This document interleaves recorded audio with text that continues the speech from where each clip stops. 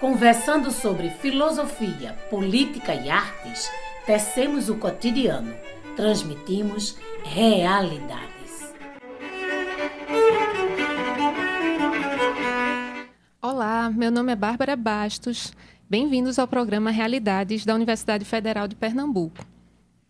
Meu nome é Daniel Rodrigues, sou professor do Centro de Educação do FPE e hoje vamos discutir sobre comunicação e desinformação nas eleições.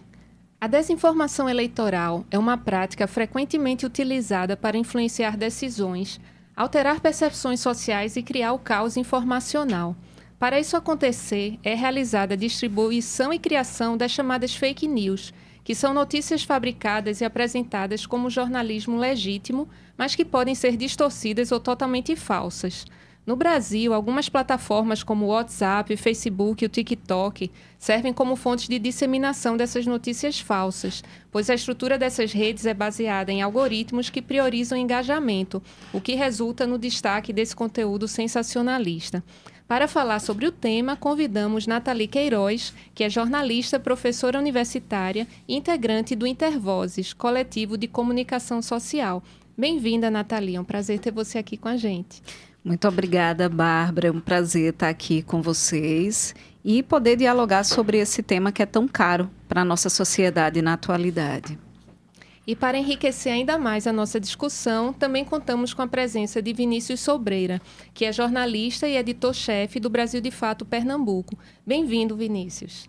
Obrigado pelo convite. Vamos debater esse tema aí de máxima importância. E lembramos a você, ouvinte, que a entrevista de hoje é parte da nossa série especial sobre eleições. O Brasil de Fato, Pernambuco e o Intervozes são algumas das entidades que trabalham diretamente no combate à desinformação durante o processo eleitoral, com a produção de materiais que explicam sobre notícias falsas e o impacto do uso indevido das redes sociais. E ainda ressaltamos que todas as informações trazidas pela equipe do programa são de fontes verificadas que podem ser consultadas nos principais veículos de notícia que circulam no Brasil.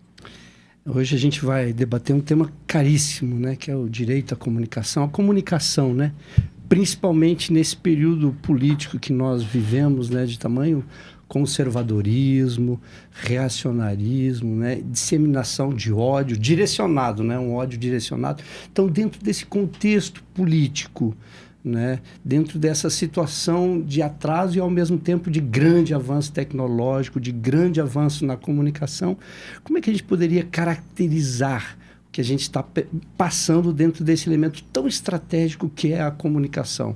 Nathalie, por favor, para começar. Bom, gente, dando um passo bem atrás, é importante a gente pensar sobre o que é a comunicação, né? Então, comunicar é uma ação importantíssima para a estruturação do que a gente pensa, do nosso sistema de valores, dos nossos pensamentos.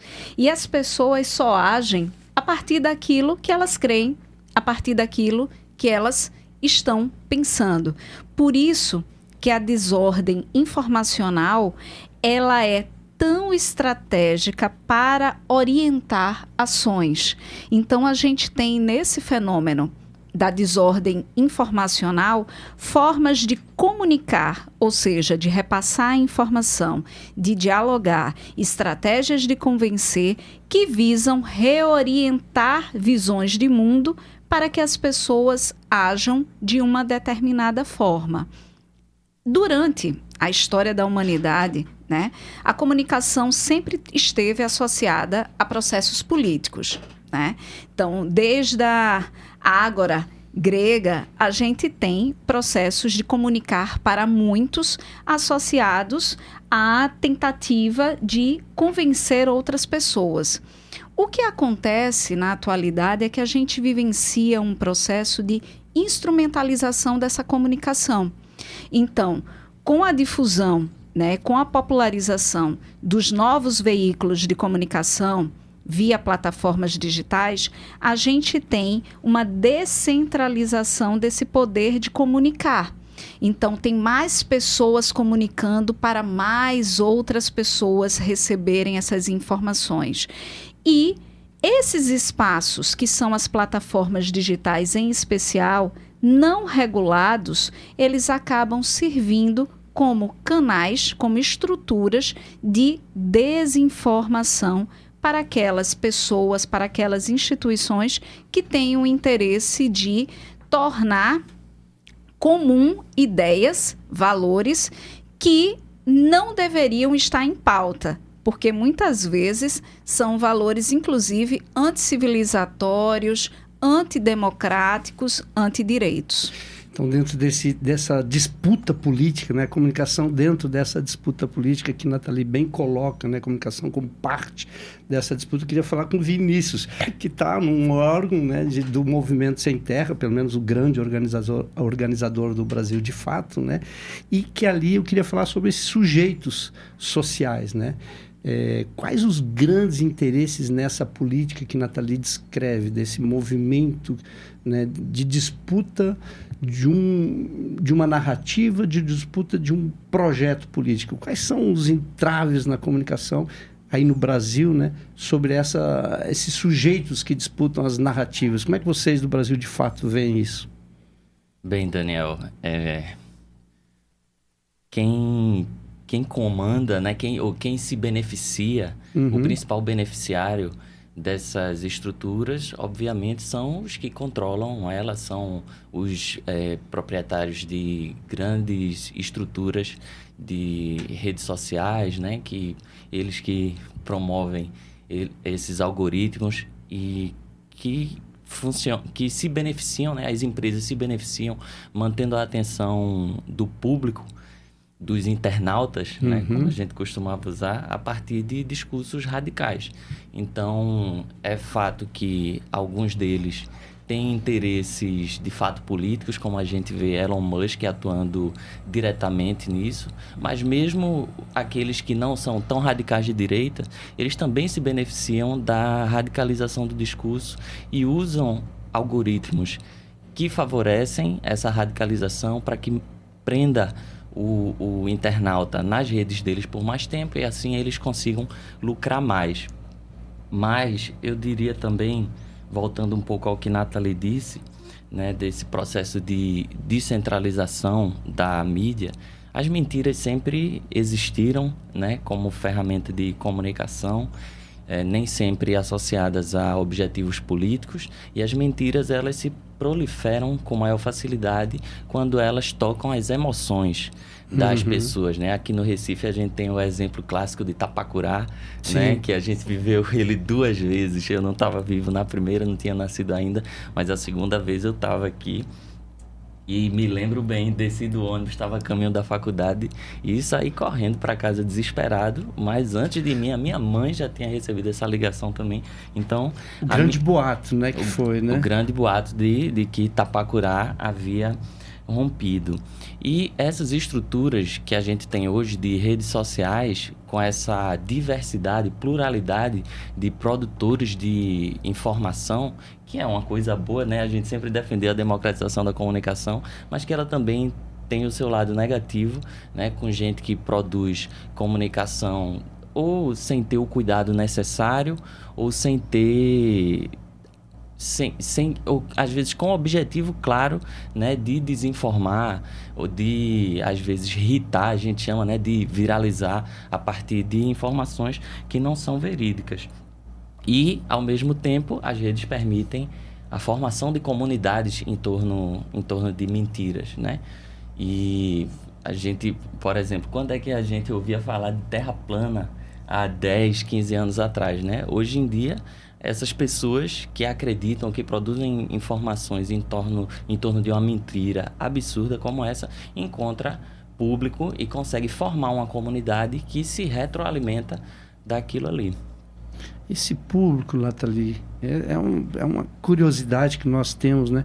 Como é que se desenvolve no processo de comunicação um público que, inclusive, vai disseminando e vai construindo, vai remontando a verdade, a gente chega numa terra plana? Como é o papel da comunicação nessa montagem, né, dessas coisas que aparentemente a ciência já explicou, né? A Terra não é plana, apesar que a gente pensa que o Sol está nascendo e descendo, mas a gente sabe cientificamente, né, que não é mais assim. Mas Como é que se produz esse fenômeno a partir da comunicação, Nathalie?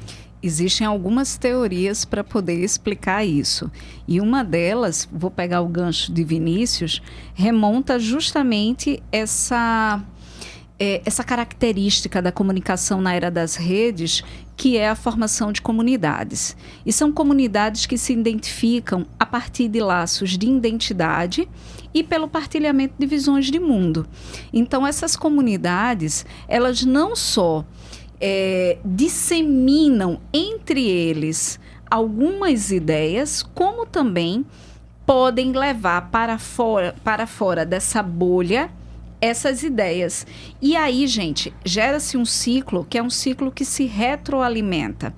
Uma vez eu estava conversando com o professor Roberto Efrem, Sim. da Universidade Federal da Paraíba, sobre um fenômeno que a gente viu durante as eleições, que foram de algumas pessoas bolsonaristas, né, segurando celulares para cima e tentando se comunicar com algo ou com alguém em algum ritual. E aí, nessa conversa, ele trouxe algo que eu achei muito interessante. Muito se falou, né, de surto coletivo. Mas será que a gente tratar como surto coletivo dá conta? Eu acho que não dá conta. Porque o que é que faz com que aquelas pessoas acreditassem que realmente poderiam estar se comunicando com vidas extraterrenas e tal? É justamente o senso de comunidade, né? Essas comunidades, elas são verdadeiros celeiros de criação de teorias conspiracionistas. Sim. E a partir daí, isso reverbera realmente. Elas servem como caixa de ressonância de alguns grupos e encontram terreno fértil em outros espaços. Então, a gente tem uma cadeia que se forma a partir dali e que é muito difícil de rastrear.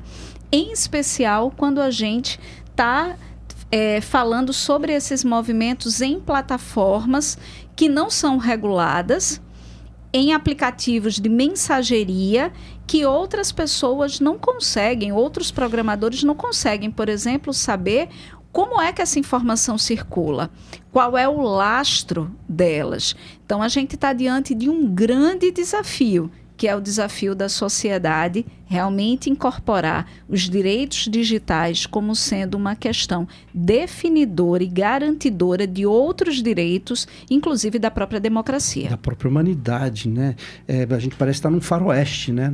Terra sem lei, vale o que você falou primeiro, sacou mais rápido, aquilo se propaga. Vinícius, já encerrando nesse bloco, tu tem esses elementos específicos, esses grupos específicos, mas a gente tem uma base anterior, né? Por exemplo, uma grande rede de comunicação, né? De um canal público, diga-se passagem, ela diz que o agro é pop. E vocês vivem nessa trincheira de que isso é uma verdade, isso é uma ideia. Como é que isso se coloca para a população brasileira nesse processo de comunicação que tem as construções restritas, mas também tem as construções ampliadas? Por favor. Pois é, eu estava até pensando, a caminho daqui, né, que muitas das mentiras absurdas que a gente vê e que a gente fica pensando, poxa, como tanta gente está acreditando num absurdo desse? Mas muitas dessas mentiras se constroem tendo bases em outras mentiras, mas estas amplamente legitimadas. Como que o agro é a riqueza do Brasil, né? E aí a gente vê grande parte desse público radicalizado de direita repetindo isso, mas indo além, acreditando em mentiras, como que, por exemplo, que as pessoas, muita gente acredita que está se alimentando, que a macaxeira que come é produzida pelo agro, e outras mentiras, talvez ainda mais distantes da realidade, mas que se constroem a partir de uma percepção amplamente disseminada e legitimada, uma história falsa, né, de que o agro ele é o que impulsiona a economia do Brasil, é que alimenta o Brasil. A gente vê isso na TV de maior audiência do país. Isso é uma mentira, sabe? Então, a partir disso se constroem outras mentiras. A gente vive numa sociedade capitalista, neoliberal, de valores muito individualistas, em que essa sociedade oferece soluções ou saídas, salvações, também muito individualistas para os problemas da nossa vida. E aí chega um cara, um coach, né? Como tem muitos hoje em dia se proliferando nas redes sociais. Muito forte. Oferecendo soluções rápidas. Muitas vezes estapafúrdias, mais rápidas e todas centradas no individualismo. Então, as pessoas acreditam que o caminho é esse, sabe? Ele está contando uma mentira ali, mas é uma mentira construída acima de outras mentiras, mas essas amplamente disseminadas e legitimadas na sociedade. Muito bem, a gente está nesse bloco, terminando esse primeiro bloco, já voltamos no Realidades.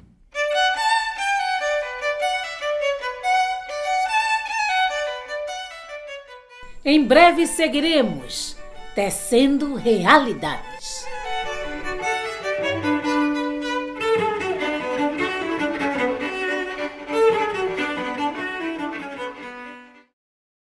Olá, estamos de volta com o programa Realidades, hoje conversando sobre desinformação nas eleições com Nathalie Queiroz e Vinícius Sobreira. Nathalie, queria pedir para você falar para a gente sobre esse fenômeno de desinformação, que a gente já viu que não é a mesma coisa que fake news. Você podia explicar para a gente? Posso, e é um grande prazer falar sobre isso, porque muitas vezes a gente realmente utiliza como sinônimo fake news e desinformação. Mas desinformação é um processo muito mais complexo e muito mais amplo, porque ele tem algumas características que, com certeza, quem está nos ouvindo agora vai conseguir compreender e encaixar em alguns perfis, inclusive de políticos que estão agora, né, realizando a sua campanha. Então, a gente tem uma categorização que eu acho fantástica, e aqui eu vou pegar de empréstimo, do professor Sérgio Amadeu, que ele diz o seguinte: a descontextualização é uma estratégia de desinformação muito eficaz, né? Você, por exemplo, comparar o vírus da pandemia agora, né, com o vírus do HIV. Então, isso é descontextualizar. Você tratar com parâmetros, com o mesmo parâmetro, duas coisas que são diferentes. Negar a ciência deliberadamente. Outra manifestação é a negação de fatos incontestes, né? Nunca houve o Holocausto, nunca houve escravidão no Brasil. Outra forma de descaracterizar é promover controvérsias científicas. É muito interessante observar que boa parte desses, entre aspas, filósofos da desinformação, eles se valem de uma estética, de uma performance extremamente acadêmica e científica para se colocar num lugar de saber e desconsiderar uma série de outros elementos que a ciência já comprovou, né? Também é uma forma de desinformar, mentir deliberadamente. Então, você dizer que aquele derramamento de petróleo que a gente viveu há cerca de uns 3 anos atrás na costa brasileira, que foi o maior desastre crime, né, da história da costa brasileira, foi causado por um navio do Greenpeace. Óbvio que isso é uma mentira deliberada. E, por fim, a gente tem as fake news, que são, como você explicou no início, Bárbara, que são notícias falsas, né? São mentiras envelopadas como se fossem uma notícia para poder circular. Agora, eu ainda gostaria de trazer um outro elemento que está posto nesse cenário de rápida evolução das tecnologias e que já tem chamado a atenção, inclusive da Justiça Eleitoral, que é o uso de inteligência artificial para fins de desinformação. O uso dessa inteligência artificial, ela vai se manifestar, por exemplo, na criação do que está sendo chamado de influenciadores digitais sintéticos, que são influenciadores que, na verdade, não existem, foram criados por inteligência artificial, que estão gerando conteúdo em prol de algumas candidaturas ou de algumas empresas, né? Mas sempre com o interesse de influenciar por meio da desinformação alguém ou algum segmento, e que a gente vivencia um verdadeiro vácuo legal e, em determinada medida, inclusive um vácuo tecnológico, para poder identificar quem são as pessoas né, que estão programando esses influenciadores digitais sintéticos, né? Como aplicar uma medida judicial, você aplica em quem? Em quem programou, em quem contratou, em quem está pagando, em quem está disseminando. Enfim, a gente tem um desafio grande e a desinformação cada vez mais, ela se complexifica com o desenvolvimento dessas tecnologias digitais. Vinícius, queria pedir para você falar um pouco sobre como tem sido observado especificamente na questão eleitoral o uso dessas estratégias de desinformação. Bem, acho que desde 2018, né, a gente viu a desinformação como uma estratégia amplamente disseminada, e nas eleições municipais talvez a gente não tenha visto tanto assim em 2020, talvez não estejamos vendo tanto também em 2022.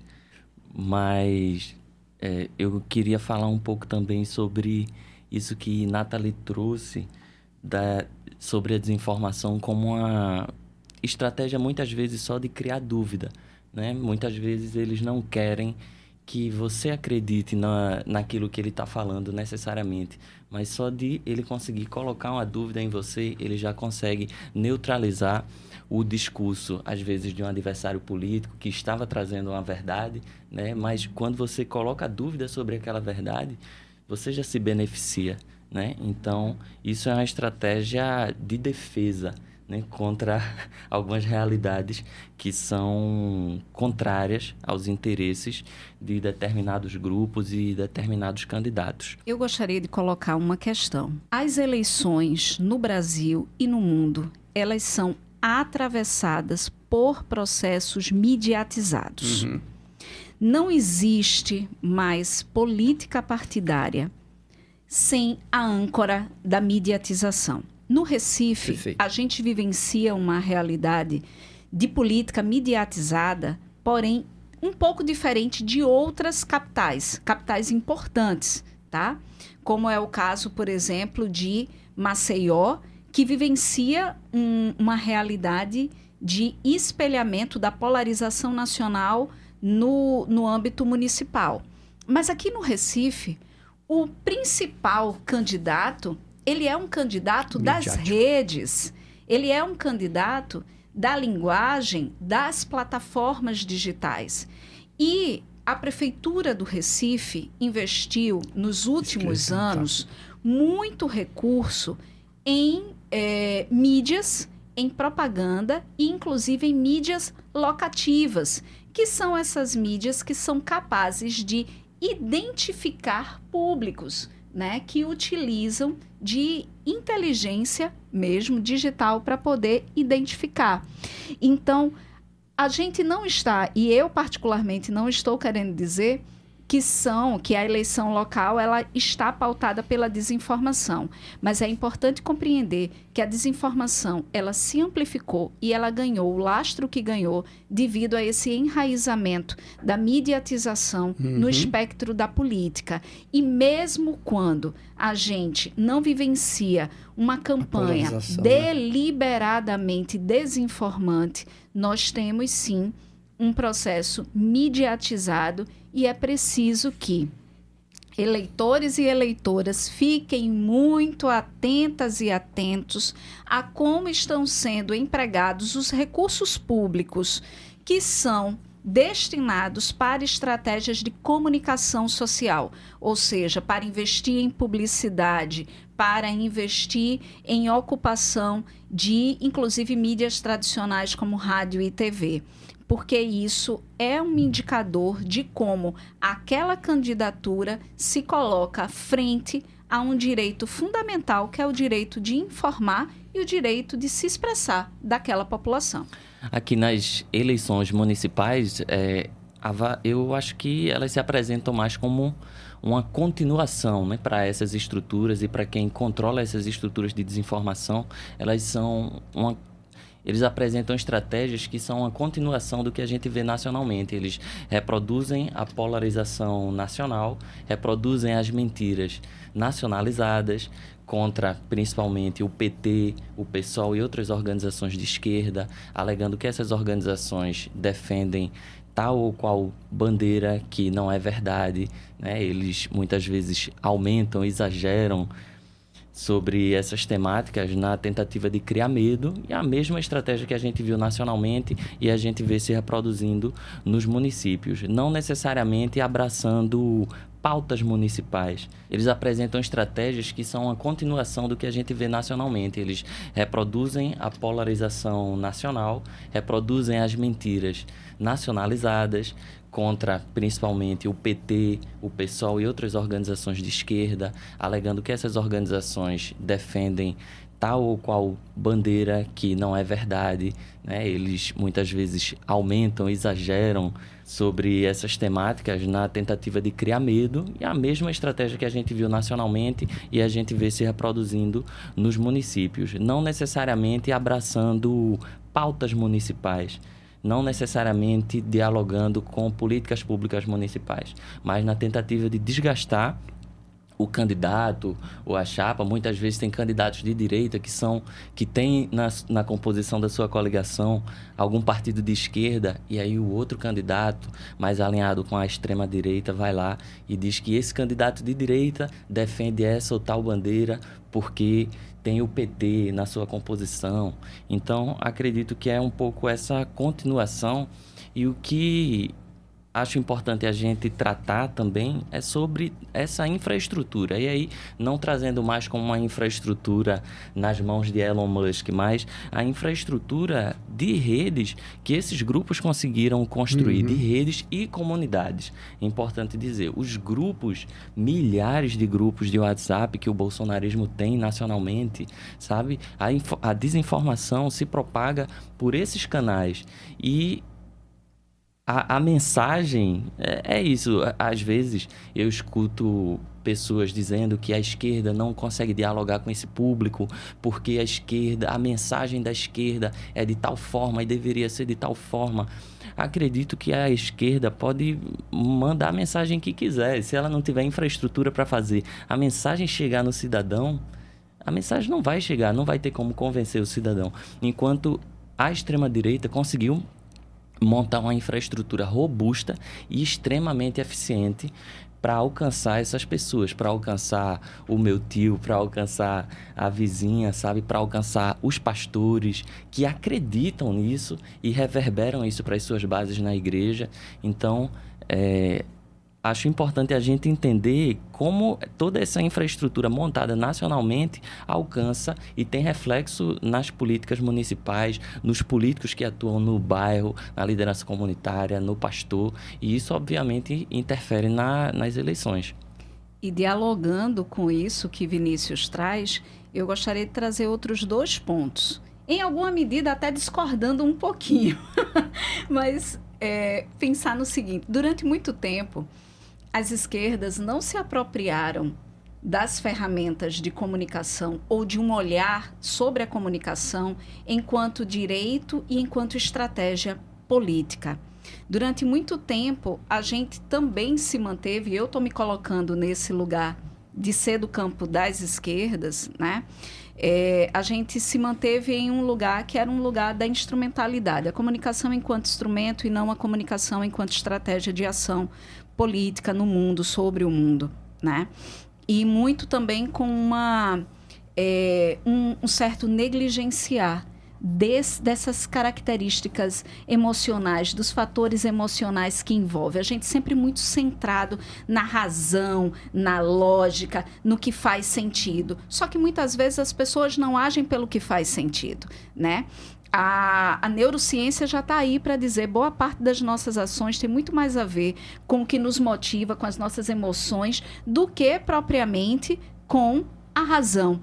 Agora, tem um outro elemento que eu concordo em gênero, número e grau com o que Vinícius traz. As estruturas disponíveis nessas plataformas digitais por onde circulam os processos de desinformação, elas favorecem discursos de ódio, sim. elas favorecem uma estética que é uma estética antipolítica, muitas vezes bizarra, porque os elementos estéticos mesmos, imagéticos, eles são feios, eles são disformes. Ver pessoas comendo de qualquer jeito, derrubando farinha na mesa, né?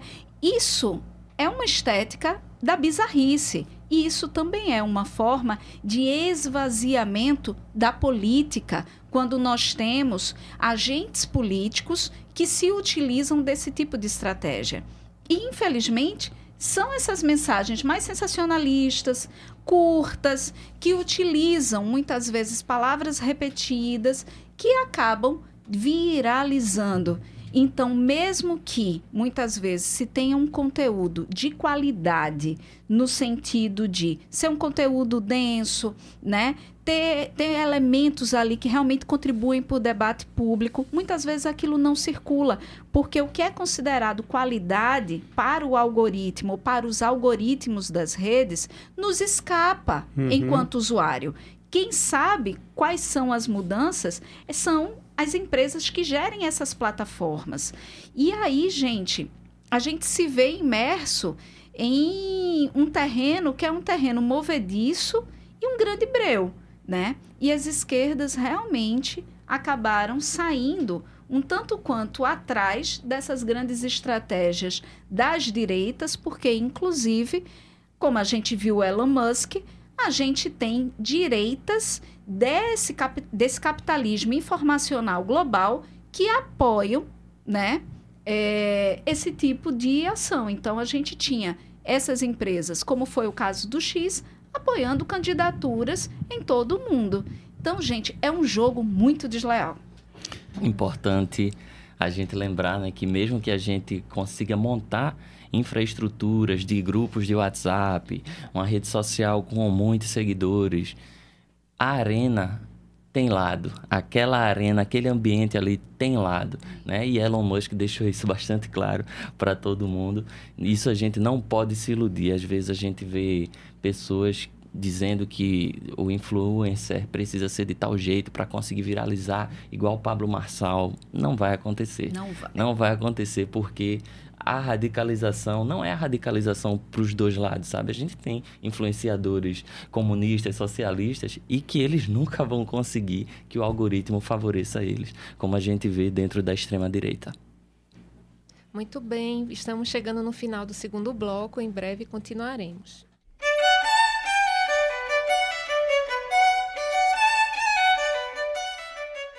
Em breve seguiremos tecendo realidades.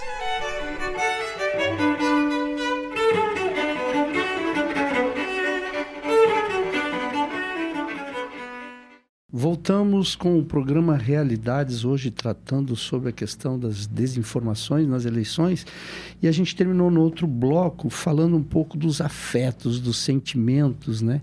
Como são utilizados, como por exemplo, Bárbara falou sobre o ódio a um grupo específico, como isso é desenvolvido quanto política de informação. E a gente teve agora, nas últimas semanas, muito falado, que é um pouco do esvaziamento da política, tal da cadeirada, né? Que o Datena da televisão, né, bate num coach do youtuber, um dos mais ricos, famosos, né? E isso expressa um pouco essas duas questões, né? Tanto do esvaziamento quanto do fortalecimento desses sentimentos que mobilizam de uma forma retrógrada. O que você acha, Vinícius? Acho que a cadeirada representa muito bem esse extremo do esvaziamento da política que a gente tem visto, né? É revelador também de um formato de debate político que já não consegue responder aos anseios do eleitor, porque um debate político nesse formato, mas que tem entre os convidados pessoas que estão ali não para respeitar as regras do jogo, mas para jogar com desinformação, mentira, provocações abertas e não para apresentar propostas. Essas pessoas, elas estão conseguindo instrumentalizar esses debates, né? Mas eu chamaria a atenção também para a consequência imediata da cadeirada que a pesquisa eleitoral revelou.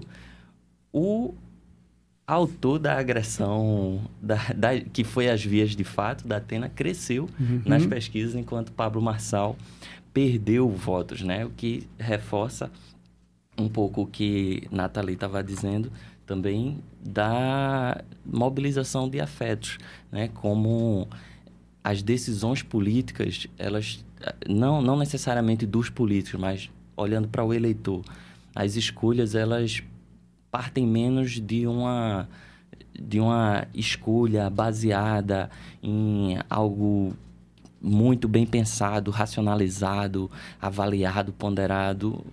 Na verdade, as emoções, elas acabam mobilizando mais do que a racionalidade, né? Os afetos valendo mais do que o concreto. Estava lendo uma reportagem essa semana da Marco Zero Conteúdo, que apresenta uma eleitora da zona norte do Recife, de uma periferia. A moça mora de frente, passa na frente da casa dela uma canaleta aberta, um canal aberto com lama. Ela tem um filho ou filha no transtorno do espectro autista, não consegue vaga em creche pública e estava desesperada para encontrar João Campos no bairro dela. Sim. Não para reivindicar melhoria na rua, não para reivindicar uma creche para a criança dela, mas porque ela admira, ela é fã, né? Então, essa admiração que ela construiu pelo prefeito é mais importante, esse sentimento dela de fã quase, é mais importante para ela decidir o voto dela do que o problema que está passando literalmente na porta da casa dela, né? A ausência de direitos, na verdade, o direito que está sendo negado para a criança dela. Então, essa reflexão que Nathalie coloca sobre os afetos, acho que é bastante importante quando a gente vai debater esse tema da desinformação. E aí o sujeito, no fim, se torna um produto, né? É o Pablo Marçal, é o prefeito que você quer ver, e não o conteúdo. O que significa aquele conteúdo? A gente está vivendo um processo de extrema personalização, individualização no processo de comunicação, na vida em geral, Vinícius? Acho que sim. As redes sociais, elas são muito sobre o indivíduo, né? As pessoas estão nas redes sociais não para ver...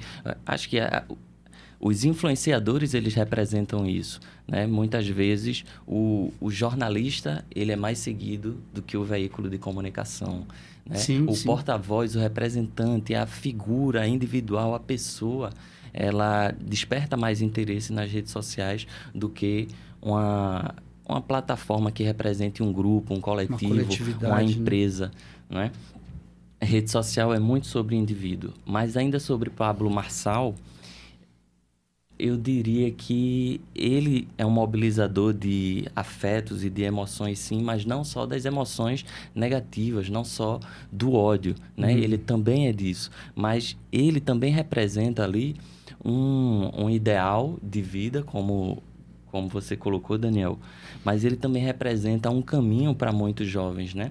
Eu estava escutando a entrevista recentemente em que se avaliava qual era o perfil desse eleitor de Pablo Marçal, né? Logo que ele começou a crescer, ele atraiu principalmente homens jovens das classes D e C.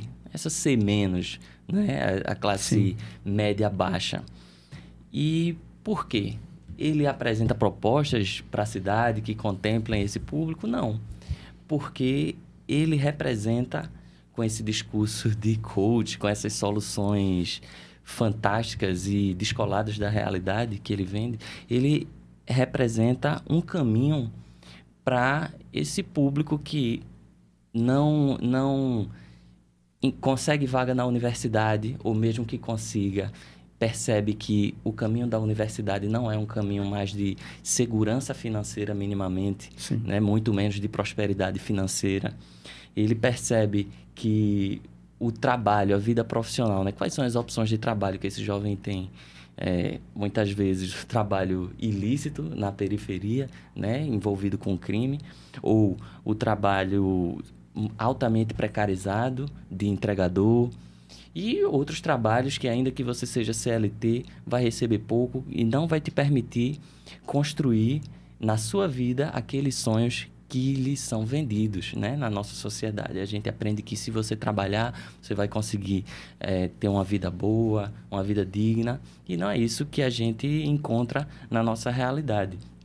E aí, esses jovens, esse mesmo público da classe C- e D, é o público que entra em esquema de pirâmide, não é? Uhum. E é o público que está comprando agora essas soluções de coach, é o público que acredita que pode prosperar na vida através de bets, de apostas, né? Então, todo mundo está exposto a sonhos de consumo, né, que são amplamente vendidos e que estão muito distantes da realidade desses jovens, e esses jovens querem acessar esses sonhos, né? É legítimo que eles queiram acessar, mas são sonhos irreais que são vendidos, então eles acabam buscando caminhos que são também irreais.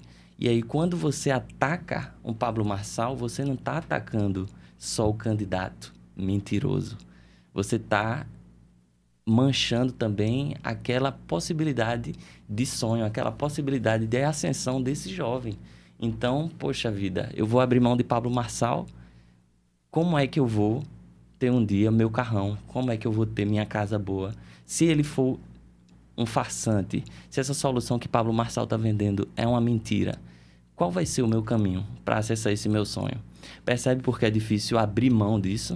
Eu conheço muitos jovens assim, e que eles... É difícil abrir mão, porque tem a ver com os sonhos dele, pessoais, muitas vezes com o sonho de dar uma vida melhor para as crianças, e acabam caindo nessa mentira, porque nos são vendidos sonhos irreais dentro de uma lógica de consumo, né? E, como já nos ensinou Paulo Freire, ninguém vive sem sonho. O que a gente precisa é de outros sonhos. Esses sonhos, por exemplo, aqui teve uma influencer detida, né? Tá lá em Buíque, né? Justamente uma das coisas que chamava muito a atenção é o público na frente esperando ou um dinheiro ou simplesmente uma histeria assim, positiva pelo que ela representa. Às vezes ela não necessariamente vai dar um curso, vai ensinar, mas é essa representação do vencer na vida, né? E isso é muito importante que você fala. E dentro desse contexto, Vinícius, como você enxerga os principais desafios do jornalismo independente, né? Como ser ouvido e como se contrapor a tanto conteúdo de desinformação que está sendo disseminado? Bem, os veículos de jornalismo independente precisam continuar fazendo jornalismo, continuar fazendo comunicação responsável.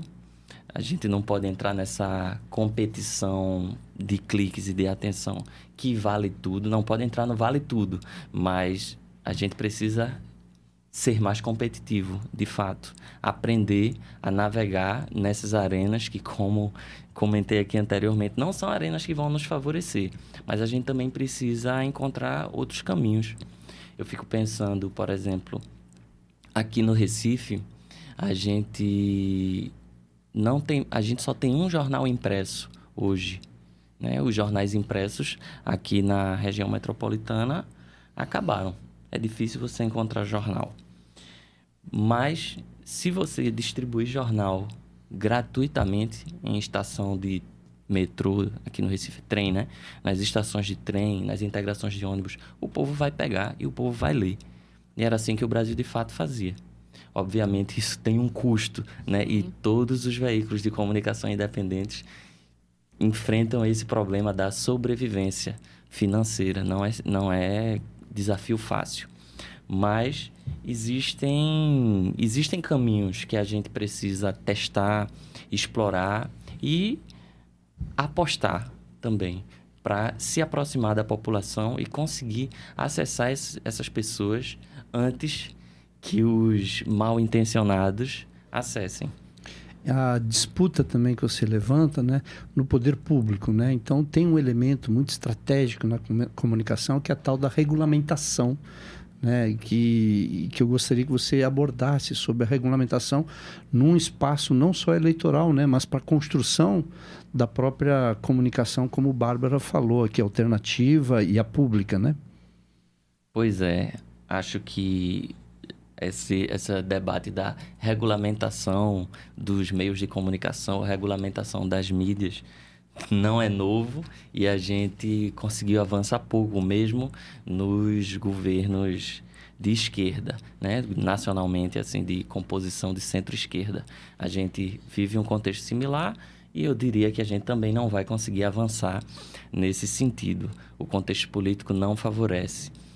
A gente chegou a ter no ano passado, né, esse debate sobre a regulamentação das redes sociais. Sim. Foi um debate que até teve inicialmente alguma receptividade dentro do parlamento, mas o lobby dessas empresas transnacionais e bilionárias, trilionárias, é um lobby muito forte, muito poderoso e acabou conseguindo convencer os parlamentares de centro-direita de que não seria um bom negócio, né? A extrema-direita nunca considerou um bom negócio porque quando você cria regras e a extrema-direita que instrumentaliza aquilo ali para espalhar mentiras de maneira ou fazer uma comunicação de maneira totalmente irresponsável, eles seriam os primeiros punidos. Mas talvez a gente consiga dar um passo à frente.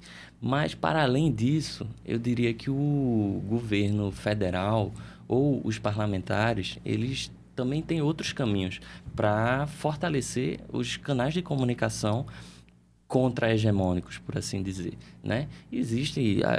O governo federal lançou recentemente, em parceria com o Ministério da Cultura, um programa talvez inédito, ou pelo menos na minha memória eu nunca ouvi falar disso, um programa de repasse de recursos para rádios comunitárias. As rádios comunitárias, por lei, elas não podem ter publicidade comercial, não podem ter fins lucrativos. Apesar de, na prática, né, algumas rádios comunitárias darem um jeito, né, nisso. Mas o governo federal vai repassar recurso. Abriu um programa, está aberto o edital, inclusive. No entanto, quanto que vai ser oferecido para cada rádio? Menos de R$ 2.500, sabe? Isso não estrutura a rádio nenhuma, nem de equipamento e nem da manutenção daquele serviço público. Então, acho que o que precisa, reforçando também outro item comentado por Nathalie, é que esse campo progressista, digamos assim, olhe a comunicação e a infraestrutura de comunicação não só como ferramenta, né, mas como estratégia.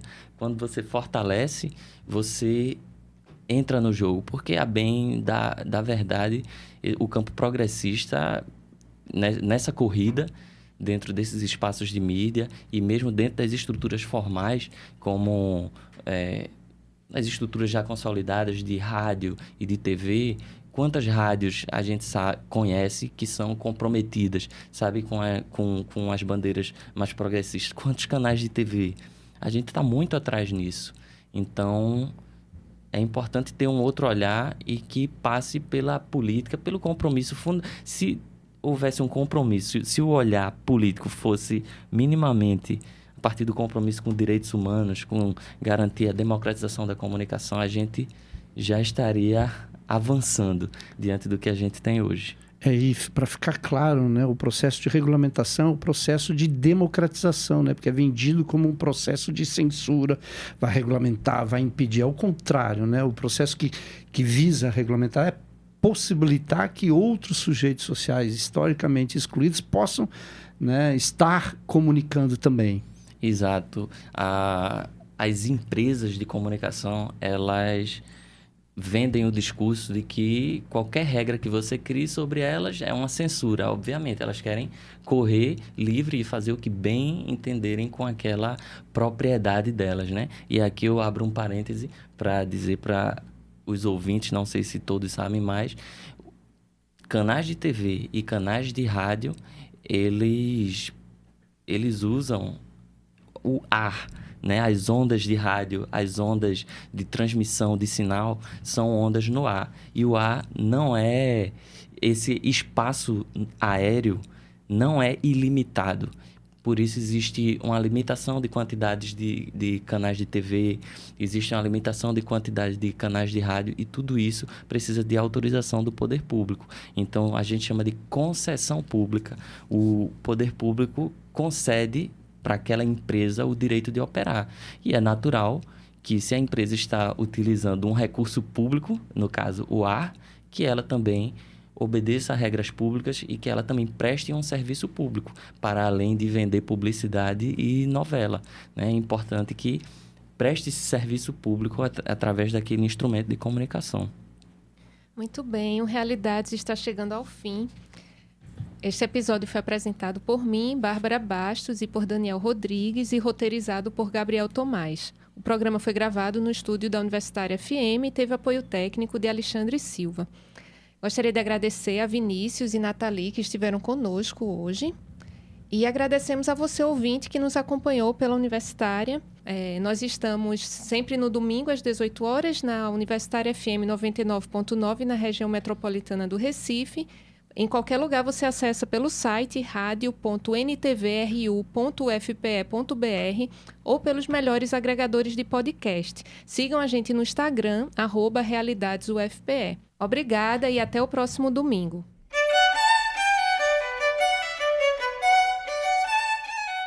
Acabamos de ouvir Realidades.